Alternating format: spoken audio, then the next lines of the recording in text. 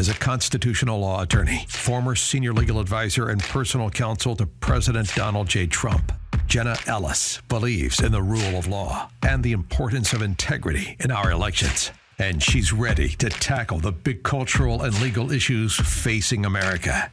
This is the Jenna Ellis Show. Here is your host, Jenna Ellis. Hello, friends, and welcome to another episode of the Jenna Ellis Show. I'm Jenna Ellis, and so much of the cultural and national conversation has been around the transgender ideology that is pervading our culture and now, of course, invading the province of our jurisprudence. How should the law react to these questions of, for example, can biological men participate in women's sports? Well, we saw an example out of West Virginia just last week where the Supreme Court declined to remove an injunction that is preventing the West Virginia duly authorized legislative ban on men participating in women's sports. So what does that mean exactly? Well, West Virginia Attorney General Patrick Morrisey, who is also running for governor, will be here to break that down and describe why he believes that eventually, when we have a hearing on the merits of this issue, of the actual direct harm that faces women in sports that biological men are allowed to participate in, and when you look at all of the evidence of how this is genuinely not discrimination that is unlawful, this is a protection of women in women's sports, then the Supreme Court ultimately should uphold these legislative bans and protect women's sports. And I do think that we will ultimately see that ruling be handed down from the Supreme Court. But these are questions we are going to have to consider not only as a society, but they are also very, very important questions of law. So stay tuned. Patrick Morrisey will be with us right after this. With inflation, the banking world collapse, and everything that Joe Biden is doing not to protect America, you need to make sure to secure your financial health, especially in retirement. And hey, if you're a millennial like me, that actually is sooner than you think. You need to start now, even if you are a millennial or a Gen Zer, to make sure that your financial health is actually healthy when we get to retirement. And Legacy Precious Metals has a revolutionary new online platform that allows you to invest in gold and silver online in real time. In a few easy steps, you can open an account online, select your metals of choice, and choose to have them stored in a vault or shipped right to your door. You'll have access to a dashboard where you can track your portfolio growth in real time anytime. You'll see transparent pricing on each coin and bar, and this puts you in complete control of your money. The platform is free to sign up for. Visit legacypminvestments.com and open your account and see this new investing platform for yourself. Gold hedges against inflation and against a volatile stock market. A truly diversified portfolio isn't just more stocks and bonds, but different asset classes. This brand new platform allows you to make investments in gold and silver, no matter how small or large, with just a few clicks. Visit legacypm.com to get started. You can download the free investor's guide, and you can also call Legacy PM Investments to talk to a portfolio expert to get expert answers to to customize your personal portfolio. So visit legacypminvestments.com to get started. Tell them that Jenna sent you. Joining me now is West Virginia Attorney General and candidate for governor, Patrick Morrisey. And Patrick, this case that is still pending, moving its way up in the system, I think a lot of people were a little bit frustrated that the Supreme Court did not remove the injunction and didn't allow this legislation to continue in West Virginia pending the more robust hearing on the merits. So what happened here in your view, and why are you confident that ultimately you will win this case on the merits? Well, first of all, Jenna, thank you very much for having me on your show, because you are talking about one of the really big cultural issues and challenges facing our country. And I would not take this issue lightly, because I think that there's been a changing of the norms in our society for the past few years and decade. And I think when people try to get back to the basics, ensure that women's sports are protected, that needs to be sacrosanct, and we need to stand strong and not give in to the woke crowd on the other side that's trying to drive, I think, a really crazy agenda. But in this particular case, and I'll also talk a little bit about the rule that came out last week by the Biden administration, where they're trying to make the supply writ large and force biological men into women's sports. In this particular case, here's what happened. We had a law that the West Virginia legislature passed because I think they anticipated correctly that there were going to be situations where biological males were going to try to participate in women's sports. So they got out in front of this. Immediately, the plaintiff stepped up and they filed for an injunction against the law, and they succeeded. The judge, who was admittedly no fan of the law, put an immediate injunction in place. That's when our office went to work. We actually submitted 3,000 pages of evidence and testimony, over 500 docket entries. And then after about 18 months or so, the district court judge who originally applied the injunction against the law, he changed his position and gave us a summary judgment on the merits. And I start with that, Jenna, because that's the predicate of why we ultimately went up to the U.S. Supreme Court. We believe that when people focus on the merits and talk about how this is consistent with Title IX, it's permissible to regulate participation in women's sports on the basis of sex. When we did that, we think we were incredibly strong. So we won in district court. Unfortunately, Jenna, in the Fourth Circuit, they, without any reasoning, no written material, they reversed it and they slapped the injunction back on the law.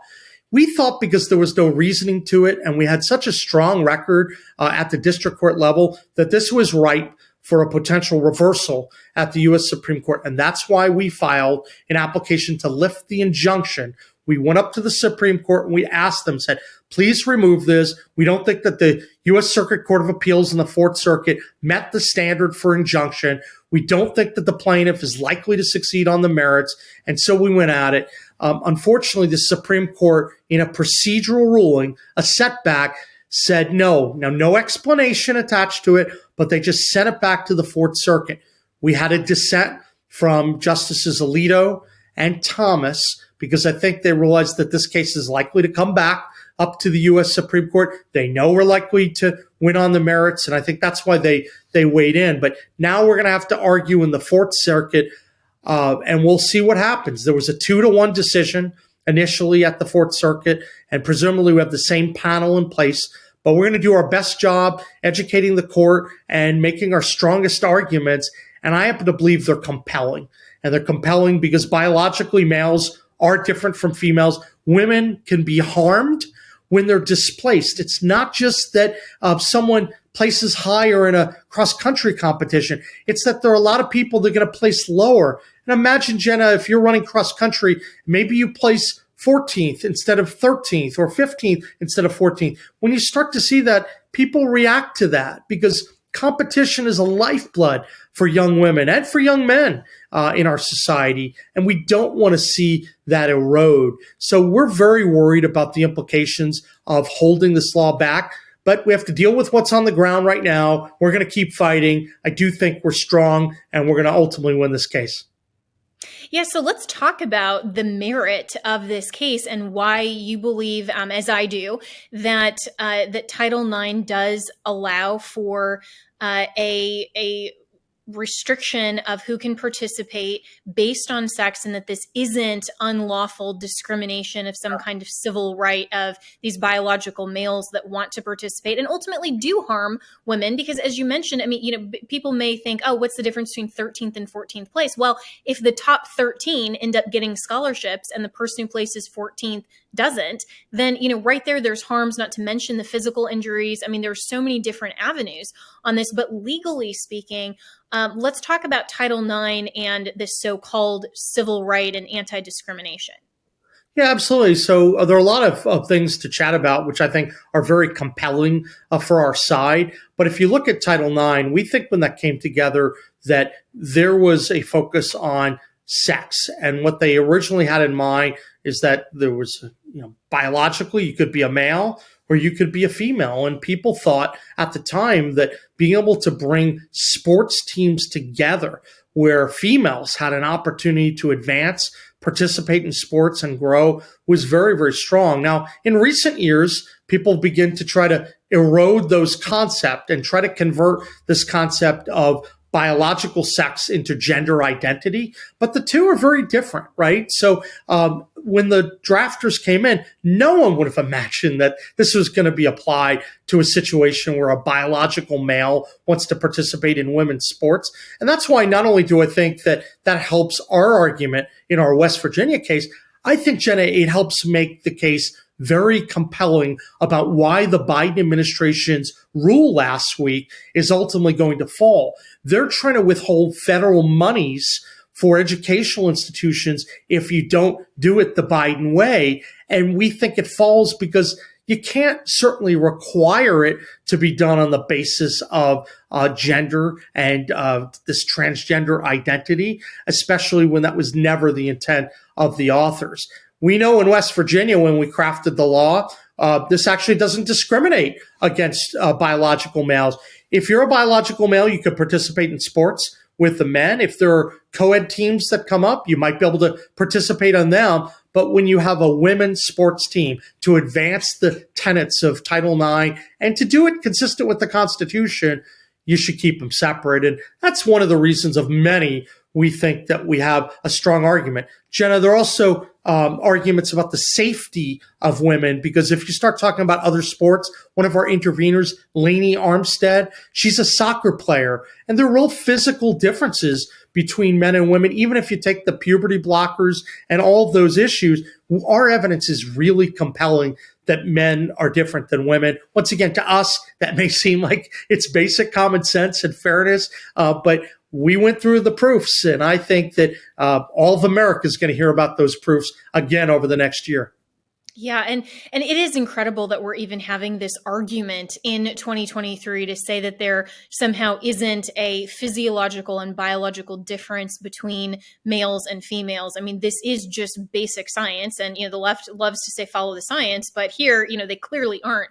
But this is actually one of the reasons, and when you talk about the harm, that it surprised me that the Supreme Court wasn't willing to lift the injunction, because not only are you likely to succeed on the merits for the reasons you've discussed and others, but because this is, in the interim, still placing women in a great risk for a lot of harm, and some of it may be irreversible. I mean, we're seeing some of the instances of women that have injuries, in some cases, concussions and other things based on the males that are participating, and then also the loss potentially of scholarships and other opportunities that may never come about again. So was that something that surprised you in terms of the argument and why the court allowed the injunction to remain in place? It's hard to always know when you get an opinion and it doesn't have a reasoning or rationale attached to it. So I'm not going to talk about the motivations of the majority and the decision they made. But what I will say is this.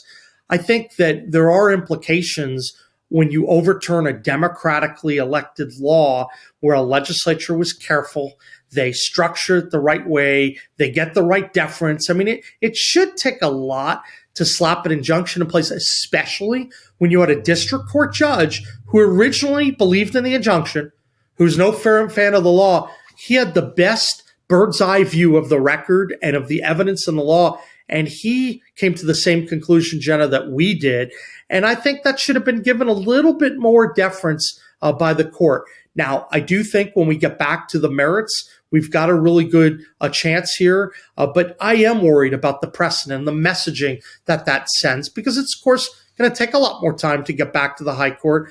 Now, we do have other opportunities to press forward. We know with the Biden rule, all of this ties in together. We're going to be getting out in front with a few of our colleagues and leading comment writing, because that's the predicate that you need before you get into court on some of these federal rules. And we're going to do everything we can to message this across the country, because I believe, Jenna, that this is basic education. No one's looking for discrimination. People are just looking to protect women's sports.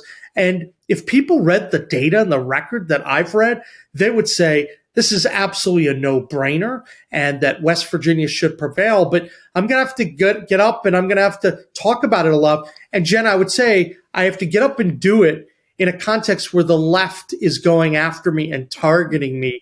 They're going after me because I dare stand up and protect women's sports. And one thing I would say, if you like the work that I'm doing to protect women's sports, for anyone listening, look, go to patrickmorrisey.com, chip in $10, help out in some way. We have some really forceful opponents on the other side, and they take offense for me doing what I think is basic common sense.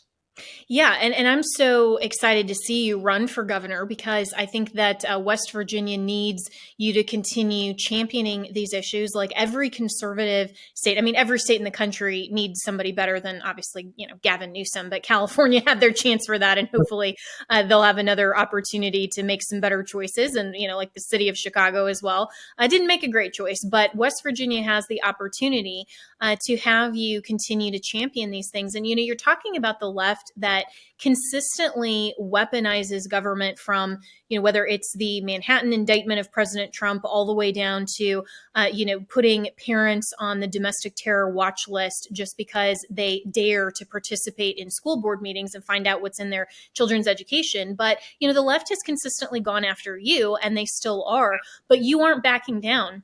And No. So, from the priorities that you're looking at as governor, and to transition a little bit into that conversation, what are the priorities that you want to set, and maybe share a little bit, if you can, how the left has been targeting you and how you've been fighting back? Yeah, no, absolutely. So one thing I would say is that the reason why this is going to be a very smooth transition from me moving as the West Virginia Attorney General to governor is because so many of the fights that we're having and that we're winning are central to West Virginia's existence, right? So we're talking about this issue today. These are some of the cultural and conservative values that West Virginians care about. And we've been fighting in the arena. We've been battling. We've been winning the vast majority of our cases. So one of the premises that I tell people is, if you like the work that we're doing as AG, where we've led broad national coalitions against the Biden administration and we've won, if you like that work, just imagine what it's going to be like to have a governor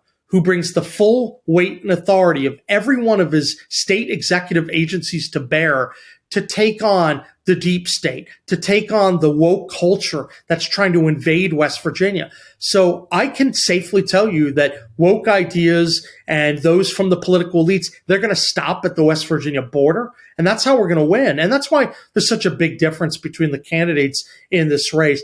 Yeah, sure, there'll be some good ideas and they may be fine people stepping forward, but no one has had the experience taking on the elites and the swamp and winning time after time. And I think that's one of the central reasons why we're going to succeed. But I think also, Jenna, people are excited about someone who can step up and say, look, when I say we're going to protect jobs, I've done it. Look at West Virginia v. EPA. Look at the Waters United States rule. All the fights we've stepped up and led national coalitions to win. I say that we're going to advance educational attainment. We actually successfully defended one of the broadest school choice laws in the country. When I talk about how we're going to grow the population and add to workforce participation, people know that when we promise, we deliver time after time. So I'm really thrilled with the opportunity to keep building on the body of work that's going to allow us to really help lift West Virginia up, our standard of living, while we retain the culture that I think makes our state such a special place. Yeah, and I think that's a fantastic and important distinction between you and other candidates, because, and I was just having this conversation actually with some friends earlier where they were asking, why can't we ever really move conservative policy, and why does it seem like we're just playing defense all the time? And I said, well, we have this kind of model, like we're just conserving, meaning we're just guarding and protecting, instead of going on the offense and actually using the tools and the power of the executive office in the right way, in the state constitutional lane. And I think so many Republicans in other states, even governors, don't even understand what power powers are genuinely at their disposal. So they're not doing as much to advance. They're only conserving and protecting. And that's where I see you making a really, really big difference, just like how Ron DeSantis is out of the state of Florida, where he's actually used a lot of powers under the state constitution to advance an agenda that has been really good for Floridians. And that kind of context needs to be taken to other states. And you contrast that with some of these other lackluster Republicans that really aren't doing much. And then you wonder, well, why doesn't the right ever seem to win? Well, here's the good news. We do win. And you know that we've taken cases all the way up to the Supreme Court and we've won. We've had a really good batting average. Look, it's not perfect, but that's because I get up to the plate and I swing a lot, right? And so it doesn't mean that you're going to win every case, but I do believe every time that we step into court, we have really strong cases, really terrific lawyers. We take the time, we build it up the right way. And I think when West Virginians look about who's going to protect their jobs, they know, well, that guy did it for years and years and years. And then when you think about how are we going to leverage our energy resources to get to the next level and make sure that we're going to be building new economic opportunities, standard of living, they'll say, well, what about the guy that won West Virginia v. EPA, who took out large chunks of the Green New Deal, who has stepped up and defended our jobs and who had big wins against the deep state? I mean, the deep administrative state, the swamp, they keep coming. And I think it's important to look at people who don't just have rhetoric, but go out and do the work. And that's the difference that I'm offering. And I'm thrilled. Think about a broad 20-state coalition, not only with governors, but with attorneys general or treasurers and other executive-based officials. We can really redefine the power structure to make sure that these woke ideas go to die. And that's what's so thrilling about this opportunity. So I'm excited about it. Once again, if you like the work we're doing and you think that you want someone who will battle and beat the far left, go to patrickmorrisey.com and chip in 10, 20 bucks, whatever you want. We need a grassroots army, to deal with the self-funders and the establishment. They don't like the messaging that we're preaching, but I will tell you, that's what West Virginia and America needs in order to make sure that we're going to survive this constitutional crisis. Well, I love it. And I love your fight and the fact that you are willing to get up and take the swings, because that's what we need more of. And we need more governors who will build those coalitions, will protect their attorneys general and allow, them to go and fight like you have and to do even more from the chief executive position. And so, Patrick Morrisey, we're almost out of time here.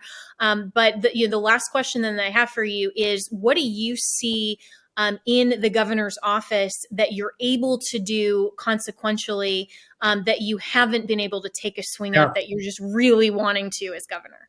Well, I would answer that question in two ways, Jenna. One, we're going to build on everything we've done and we're going to supersize it. So if you like all the work we've done killing it as AG, just imagine we have the full weight and power of the governorship. That's number one. But second, one of the things I think we're going to be so forceful on day one, we're going to go to work on a lot of our workforce participation levels.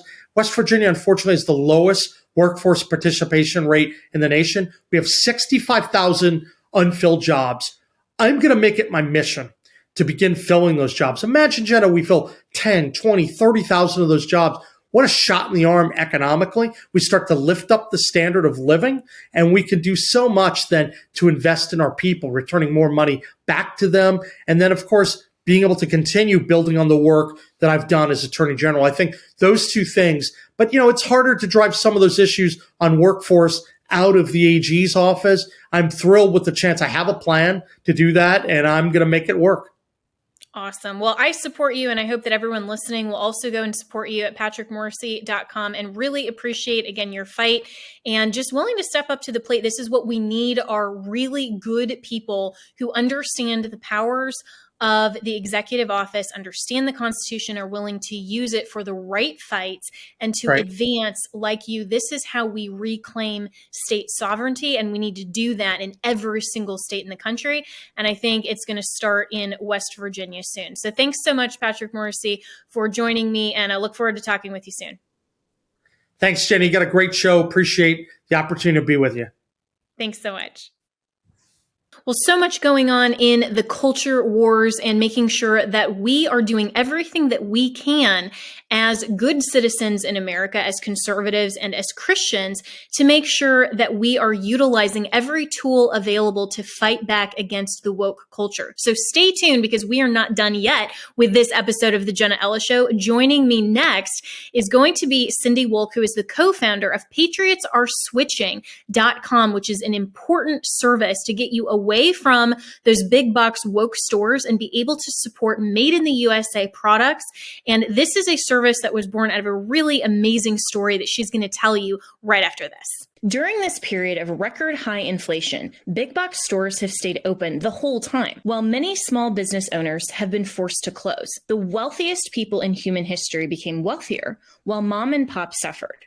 I don't really feel good about that. Do you? I would rather support small businesses, shop smaller, local, family-owned, and made in America. So what if a lot of us across the nation banded together and switched our shopping away from big box stores? How we spend our dollars could be our most important vote. Do those stores support freedom and American values? Is that where we should be buying the things we need for the rest of our lives? What if we just stopped giving them our money? What if we shopped with a family-owned manufacturer that believes in preserving our freedoms? Well, this is why, friends, I'm excited about Patriotsareswitching.com. Patriotsareswitching.com gives patriots the ability to walk away from the big box stores forever. Why would we expect positive change in the world when tens of millions of us do what we've always done? This is a chance for us to join together and make a huge difference. Patriotsareswitching.com is a movement that pledges allegiance to the flag of the United States of America. So to learn more about how to vote with your dollars, go to patriotsareswitching.com. Joining me now is Cindy Wolk, who is the co-founder of patriotsareswitching.com, which is a great resource for everyone who is sick and tired of going to these big box woke companies. This service, Cindy, actually provides an alternative to tell patriots where we can go and actually use our dollars as effectively as voting to say, hey, we are done with these big box stores. So why did you create this brand, and what can people expect when they go to patriotsareswitching.com? Thank you, Jenna, for having me today. Well, what we can expect is to have one of us call you back, and we will explain how wonderful we have found the best factory to buy American. And so when you're looking at having people switch, what are some ways that maybe people aren't even aware of some of what they're doing with their dollars when they're actually participating in some of these big box store purchases, that you can enlighten people and show them, hey, there's a better use for your funds? Yes. You know, in today's news, everything seems to be so controversial right now. And every purchase that we're making is funding an agenda and woke cultures that do not align with my values or your values. And at Patriots Are Switching, you can have the opportunity to get back to where America used to be, where we used to know who we were doing business with. And Patriots Are Switching was designed and founded because we were tired of buying from woke companies, and we want to defund these companies. We want to buy American and get back to where we used to be. We once knew who we were doing business with and where our money was going, but we don't know any of that any longer. But with Patriots Are Switching, you can. And what motivated me, Jenna, was because March 2020, I lost my business like many other people due to these shutdowns. So my motivation was to take away from those big box stores that were allowed to stay open while they closed tons of us little people. Yeah, and that was just a terrible terrible thing for the government to think that they can determine who is and isn't an essential business and say to a big box store that just because they have woke policies or whatever the rationale, you can stay open, but this other business can't. And, we've even seen how there were governors and mayors and other city councils that were telling churches, you're not essential, but meanwhile, the big box stores can stay open. And so this has, it seems like, been a really targeted discrimination against made in the USA kind of mom and pop shops. And so tell us about some of your partners and why this switch is really important and why this service in particular can help kind of reverse that trend that we saw from COVID. Yeah, COVID made us so isolated. And we're a group of Christians and conservatives that want to get back to where we used to be, where we used to talk to people on the phone and get away from that isolation that they put us in. We want to stop funding our enemies, and we have to be more intentional about where we're putting our money and who we're spending our money with. For example, we know what happened to the beer company lately that's been in the news. That's what we want to do. We want to defund these companies that say we're essential or not essential. And it's a way to vote with our dollars, because every purchase that we make is funding an agenda of some sort that does not align with our values. So what we have is products that we're using every day. We're running out of every day, every month. And it's just products that we're using already. We're just wanting to switch. Which is actually a really great point as well. So this isn't asking people necessarily to spend more, but just to say, okay, for the things that you already buy, purchase them from better retailers and from better companies that are made in America, that the owners, where this is sourced from, the ideology behind the store owner, and you want to make that switch. So how can people actually make that switch? Well, if everybody would go on to patriotsorswitching.com, we have a great website, and there is a drop-down bar to where they can pick your name. And there's also a bar if they want to join our mission and our movement.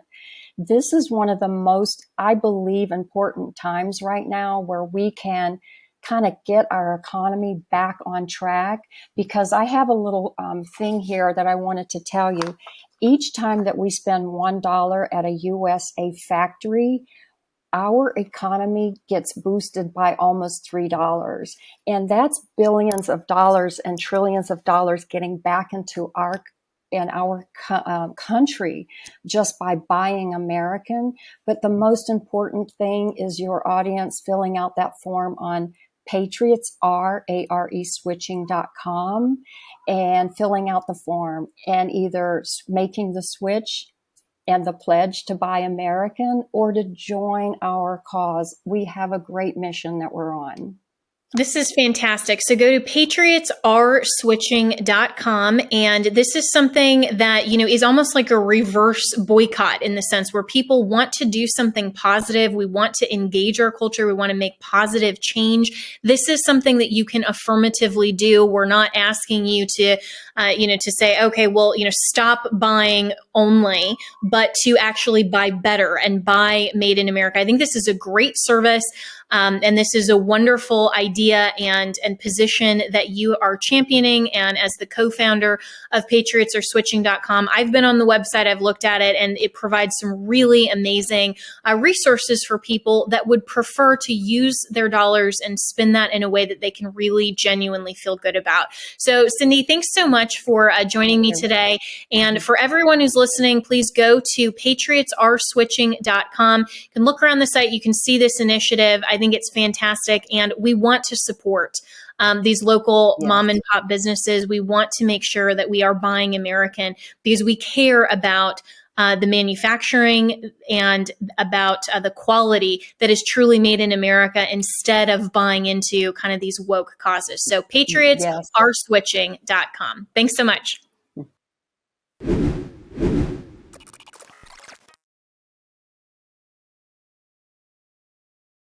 With inflation, the banking world collapse, and everything that Joe Biden is doing not to protect America, you need to make sure to secure your financial health, especially in retirement. And hey, if you're a millennial like me, that actually is sooner than you think. You need to start now, even if you are a millennial or a Gen Zer, to make sure that your financial health is actually healthy when we get to retirement. And Legacy Precious Metals has a revolutionary new online platform that allows you to invest in gold and silver online in real time. In a few easy steps, you can open an account online, select your metals of choice, and choose to have them stored in a vault or shipped right to your door.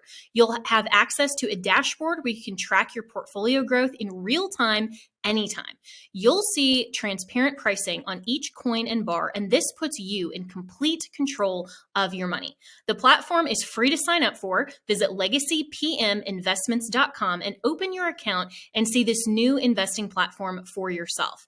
Gold hedges against inflation and against a volatile stock market.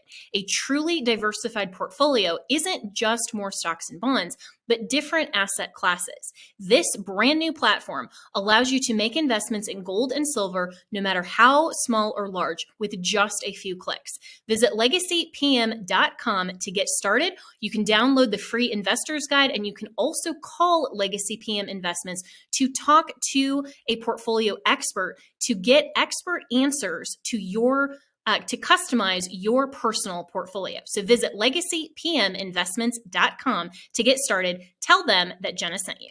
Have you ever picked up a towel set because it felt so soft in the store, but then when you leave and you go to use it, it's not really that absorbent? It's basically a towel that is leaving you out to dry. That's why MyPillow has developed the MyPillow towels that actually work. I know, it's totally mind-blowing. Towels that actually dry you. Their 6-piece towel set includes 2 bath towels, 2 hand towels, and 2 washcloths. They come in a variety of colors. I have the sage green and the white. I love them. And right now you can receive a 6-piece set for only $39.98 with promo code Jenna. That's JENNA.